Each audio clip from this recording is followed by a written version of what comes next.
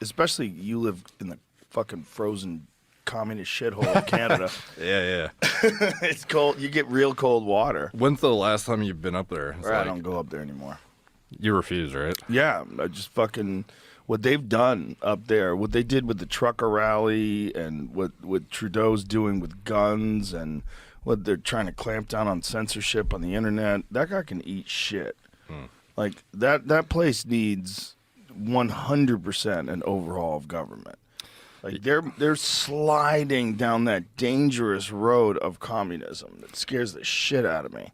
Yeah, it's funny because even though I'm in Canada, it seems like the prevalence of political information and media is so much lesser than what goes on in the States because it's just far more interesting. But even the alternatives that I'm aware of on the political, side of things that are trying to, get Trudeau out and replace him, not much better from my understanding. It seems like everyone's every time I go on Twitter, I see Jordan Peterson shitting on some other guy who's like the next best option, apparently. Well, he likes that Pierre guy. What's that guy's name? I don't know. Pierre Polivier. What is his name?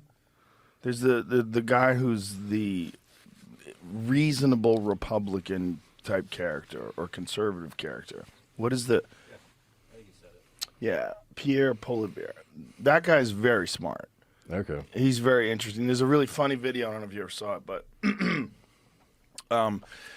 he's eating an apple and he's talking to this reporter, and the reporter keeps asking him really stupid questions. Like, what do you mean by that? Like, what does that mean? And like he catches this reporter, like, says who? Who's saying this? And have you seen that video? I've never seen it. Jamie will find it. Currently, you're obviously taking the populist pathway. What does that mean?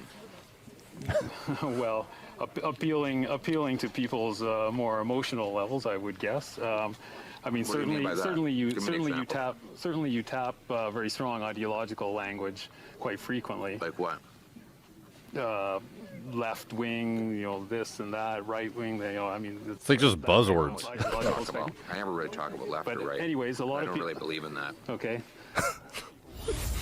Taking a It's a longer conversation, but it's very interesting because it just shows you the level of the level of sophistication of these fucking dopey reporters that are covering this kind of shit. Now they are just trying to always play gotcha stuff. The title was, "Does it hurt him?" I wonder what the consensus is of like the average Canadian, if they think it's, oh, this guy's legit, or if they're like, this guy doesn't care about us at all. It's a good question. I mean, I think propaganda affects everyone, and I think Canadian propaganda is a little more tightened down and controlled. What they did with the truckers, like, for example, like the way Trudeau just openly labeled them as racist and misogynist. And then when people were donating to this trucker movement, when they were trying to, have this protest, they closed down people's bank accounts who donated. I mean, that is third world country shit. Yeah. The fact that they think they can do that in Canada is insane. Have you seen the ban of news in Canada, to where if you're located in Canada, you can't access news outlets now because the news outlets or the social media platforms featuring the news outlets refuse to pay Canada their own fee, essentially. So if I'm in Canada and I go on Instagram and try to go to a news page that's outside of Canadian media, it'll literally say can't view, unavailable in Canada. Yeah, it's crazy. That's nuts. That's like China. Yeah. I mean, it's literally like what they do in foreign countries that are run by dictators. Yeah, dude. The bills, it seems like every couple of weeks there's some new gong show of a bill that everyone says is gonna, wipe out creators off social media or force you to make Canadian content only, which is like this super nebulous thing that you have no idea. Am I only going to be able to talk about like maple syrup and beavers and shit, or like what's it going to be? You don't know. So that's a concern as somebody on YouTube, especially. So yeah, but I've heard concerning things that my podcast at one point in time might not even be available in Canada because of this. Yeah, like that's a concern that this could be used in that manner to stop people from accessing podcast, especially if I'm openly critical of that shithole communist government. Oh yeah, you definitely won't be on there. Yeah, If you make Canadian enough content, then you'll get promoted, though. Yeah, okay. I'll start talking about hockey. Yeah. I'll start talking about George St. Pierre and hockey. Yeah. Does George still live in Canada, or? I believe he does. He's here a lot. He's here in Austin a lot because he trains with the Danaher squad. You know, Gordon Ryan and those guys. So they're all out here. He's retired, but like, what's his current lifestyle now? Is it just like training and social media, or? Well, you know, fortunately, George is a man of leisure because he made a shitload of money fighting. And so he's really well off, and he doesn't have to do anything, but he does enjoy traveling and training. And the guy still is involved in martial arts as just a vehicle for developing his life. So he is super fit. I mean, like top-notch fit. The guy still does this rigorous exercise routine.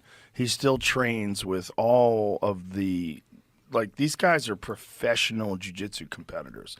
So with the Danaher team, it's a very unusual team.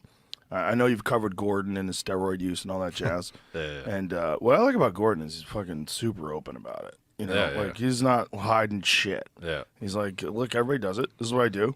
I'm the best. Yeah. And everybody's like, but no. Yeah. But what they do is they train 365 days a year. It's wild. Yes. And that's one of the reasons why you need steroids. Yeah. Like, that is not physically possible with a normal endocrine system to be recovering from 6 and 8 hour workouts every day, 365 days a year. You're going to get breakdown. There's just no, I mean, I don't give a fuck how many ice baths you take. Yeah. You know, these guys are training all day long. They're doing different levels of training, right? So they're doing weightlifting training. So most of Gordon's work, Gordon's girlfriend was a professional bodybuilder. And so most of his is just size and build. It's not really like functional training like you see the old videos of Alexander Karelin